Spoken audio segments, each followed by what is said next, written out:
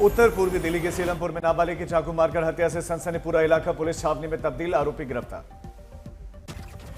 पीड़ित के पिता का बयान, बताया पहले भी वारदातें हो चुकी हैं, कहा कि हर 3 महीने में यहां हत्या होती है। आज बिहार में मुख्यमंत्री महिला रोजगार योजना की शुरुआत प्रधानमंत्री मोदी वर्चुअली कर रहे हैं। बिहार चुनावों के पहले पीएम मोदी की सौगात 75 लाख महिलाओं के बैंक खातों में जमा होंगे। 10-10 हजार रुपए, कुल 75,000 करोड़ की रकम ट्रांसफर होगी।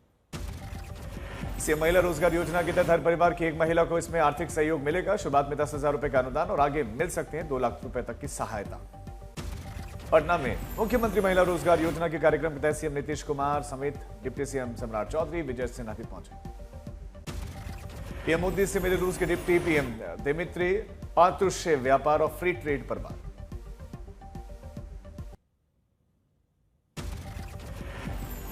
गृह मंत्री अमित शाह आज कोलकाता में संतोष मित्रा स्क्वायर दुर्गा पूजा पंडाल का करेंगे उद्घाटन। ऑपरेशन सिंदूर की थीम पर बनाया गया है ये पूजा पंडाल। बीजेपी नेता शुभेंदु अधिकारी का सीएम ममता बनर्जी पर बड़ा हमला, कहा हिंदुओं को बांटने की कोशिश कर रही है ममता। शुभेंदु अधिकारी ने आगे कहा, यदि आप वास्तव में धर्मनिरपेक्ष हैं तो ये सुनिश्चित करें कि दुर्गा पूजा पूरी तरह से हिंदू रीति रिवाज के अनुसार हो। कोलकाता में करंट लगने से 11 की मौत पर टीएमसी नेता तारक सिंह का बेतुका बयान, कहा बाढ़ के पानी में उतरना आत्महत्या जैसा है।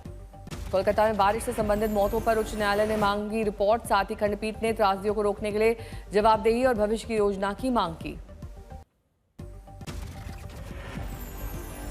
आज 2 दिन के बिहार दौरे पर जाएंगे गृह मंत्री अमित शाह। बेतिया और पटना में बीजेपी की अहम बैठक की करेंगे अध्यक्षता।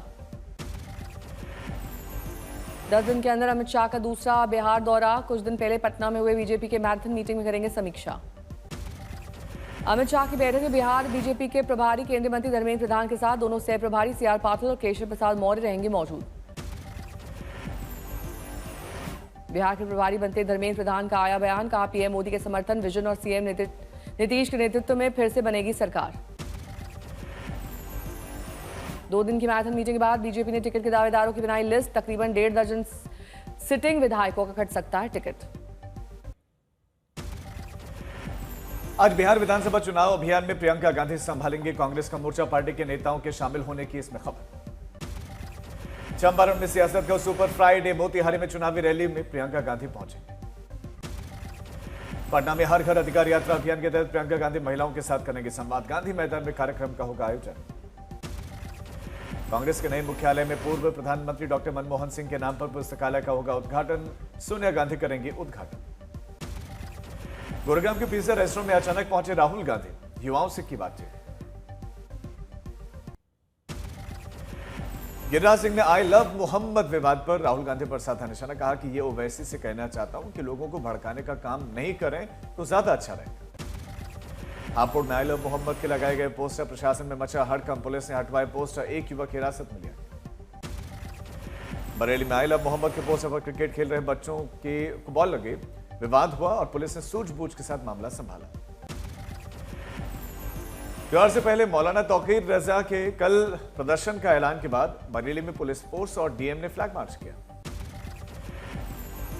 अखिलेश यादव ने एक्स पर लिखा, कहीं भेड़िया, कहीं तेंदुआ, कहीं पर अजगर, कहीं पर सांड। यूपी में दहशत का जो वातावरण बना हुआ है उसके लिए बीजेपी कुछ करेगी या फिर से पल्ला झाड़ेगी? विदेश मंत्री एस जयशंकर ने G20 विदेश मंत्रियों की बैठक को किया संबोधित, कहा आतंकवाद विकास के लिए स्थायी खतरा है, इस पर कड़ा रुख अपनाएं। दुनिया में युद्ध के हालात पर जयशंकर ने कहा G20 को निभानी होगी वैश्विक स्थिरता की जिम्मेदारी। जयशंकर ने आगे कहा, शांति से ही संभव है विकास, संघर्ष से नहीं मिलेगा समाधान। भारत और अमेरिका व्यापार वार्ता के बाद भारतीय प्रतिनिधिमंडल स्वदेश लौटा, $500 अरब व्यापार का लक्ष्य। वाणिज्य मंत्री पीयूष गोयल ने अपनी अमेरिकी समकक्ष से इस विषय पर चर्चा की। हाल ही में अमेरिकी टैरिफ और H-1B वीजा फीस वृद्धि ने दोनों देशों के बीच बढ़ाया तनाव। लेह में 2 दिन के लिए सभी स्कूल कॉलेज बंद। लेह हिंसा में अब तक हो चुकी है 4 की मौत, 50 गिरफ्तार। सरकार ने सोनम वांगचुक के विदेशी फंडिंग वाला लाइसेंस किया रद्द। सीबीआई की टीम भी जांच में जुट गई है। लद्दाख हिंसा में घायल नेपाल के 7 नागरिकों के बाद पुलिस ने बड़ी साजिश का शक जताया। बवाल के वक्त मौजूद थे 20 से ज्यादा नेपाली नागरिक। लेह हिंसा पर सोनम वांगचुक ने कहा, मुझे बलि का बकरा बनाया गया, केंद्र ने मेरे एनजीओ का विदेशी फंडिंग लाइसेंस रद्द किया। लेह हिंसा पर बीजेपी ने लद्दाख कांग्रेस अध्यक्ष नवांग जोरा पर लगाए गंभीर आरोप, कहा हिंसा भड़काने में कांग्रेस पार्षद जिम्मेदार। लेकिन इन सब पर लद्दाख के उपराज्यपाल कविंदर गुप्ता का बयान, कहा कि लद्दाख में स्थिति नियंत्रित है और हिंसा फैलाने वालों पर कार्रवाई साफ। महाराष्ट्र के सीएम और डिप्टी सीएम ने राज्य में बारिश से हुए नुकसान को लेकर ज्ञापन को सौंपा गया। एनडीआरएफ से पर्याप्त सहायता प्रदान करने के लिए मांग की गई। कर्नाटक सरकार ने कन्नड़ फिल्मों को बढ़ावा देने के लिए किया बड़ा फैसला, सरकारी ओटीटी प्लेटफॉर्म को लागू करने के लिए एक पैनल का गठन। पश्चिम बंगाल के शिक्षा मंत्री बसु ने राज्य में शिक्षा भर्ती को लेकर बड़ा बयान दिया, कहा कि दुर्गा पूजा के बाद आएगा शिक्षक भर्ती का नोटिस और 13,000 रिक्तियां भरी जाएंगी। जुबिन गर्ग की मौत केस, म्यूजिशियन शेखर ज्योति गोस्वामी गिरफ्तार, एसआईटी कर रही जांच। सुरक्षा कम करने से भड़के पूर्णिया के सांसद पप्पू यादव, कहा कि उनकी हत्या की षड्यंत्र रची जा रही है। यूपी कैबिनेट मंत्री ओम प्रकाश राजभर अस्वस्थ, मेदांता हॉस्पिटल में भर्ती कई नेता और मंत्री अस्पताल में मुलाकात करने पहुंचे। दुश्मन के छक्के छुड़ाने वाले MiG-21 फाइटर जेट की विदाई आज, चंडीगढ़ में मिग को दी जाएगी विदाई। मालेगांव ब्लास्ट केस में बरी होने के बाद से प्रसाद पुरोहित का प्रमोशन अब बनाए गए कर्नल, मंत्री गिरिराज की बधाई, कहा कि देशभक्तों के साथ सरकार है। मध्य प्रदेश में सोयाबीन खरीदी पर लागू होगी भावांतर योजना, मुख्यमंत्री मोहन यादव का ऐलान।